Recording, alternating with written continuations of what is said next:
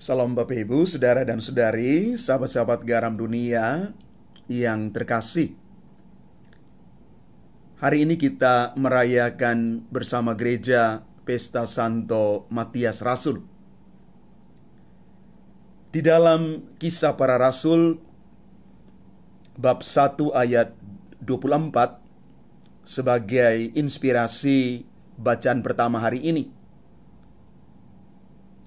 ditulis demikian, mereka berkata, "Tunjukkanlah siapa yang engkau pilih." Karena mereka tahu bahwa segala sesuatu telah ditentukan oleh Tuhan. Mereka di sini adalah 11 rasul Yesus setelah ditinggalkan oleh Yudas Iskariot. Para rasul berkumpul untuk menentukan dan memilih pengganti Yudas Iskariot. Maka terpilihlah Matias untuk menggenapkan kelompok 12 rasul ini.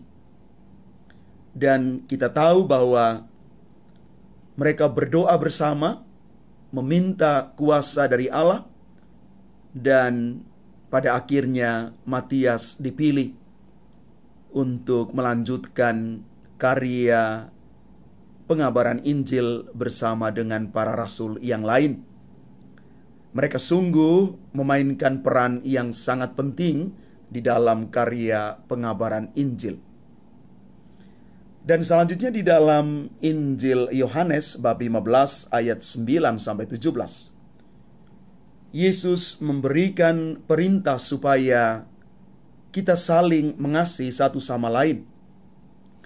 Kita harus belajar untuk mengasihi seperti Dia sudah mengasihi kita. Ketika Yesus menjadikan kita sahabat, sahabat artinya kita dekat dengan Yesus. Dan kita diharapkan untuk hidup menurut ajaran kasih-Nya.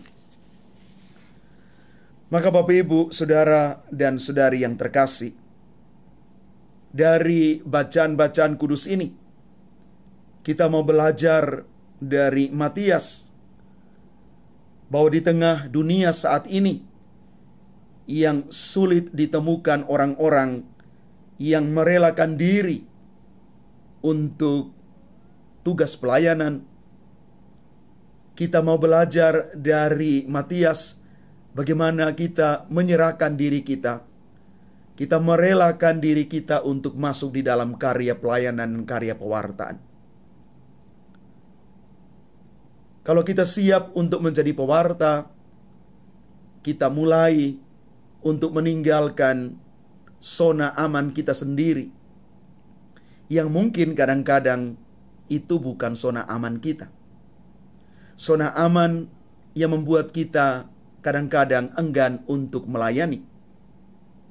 Maka kalau kita siap untuk melayani, maka kita mengambil bagian sebagai sahabat-sahabat Kristus yang mendharma baktikan hidup kita, bakat dan kemampuan kita untuk karya pengabaran Injil kabar sukacita dimanapun kita berada dalam level apapun. Maka mari Bapak Ibu, Saudara dan Saudari yang terkasih, semangat kasih yang Yesus minta ditumbuh kembangkan dalam hidup kita juga bisa nampak di dalam karya pelayanan kita. Karya pelayanan kita yang penuh dengan kerendahan hati itu adalah bagian dari cerminan bahwa kita sungguh hidup di dalam semangat cinta kasih.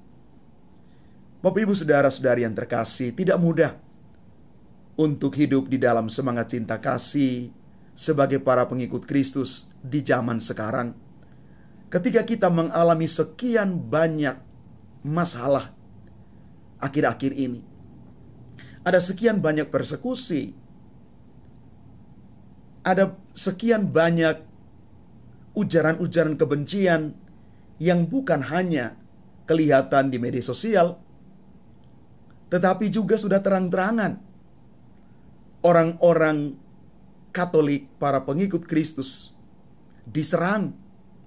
Kita lihat bagaimana ketika orang-orang muda yang sementara berdoa rosario harus dibubarkan. Bagaimana ketika orang sementara berdoa harus dihentikan. Bapak Ibu, ini sesuatu yang nampaknya miris sekali di negara kita ini.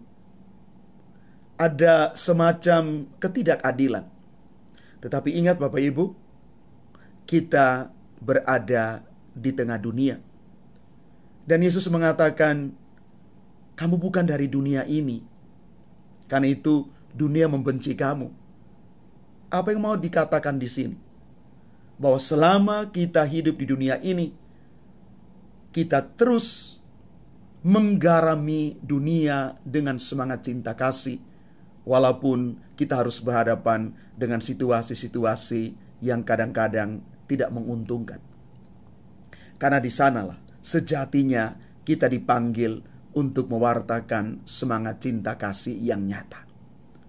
Mari Bapak Ibu, hiduplah dalam semangat cinta kasih, terus dalam pelayanan, karena itulah buah dari iman kita kepada Yesus Kristus. Tuhan memberkati kita sekalian. Amin.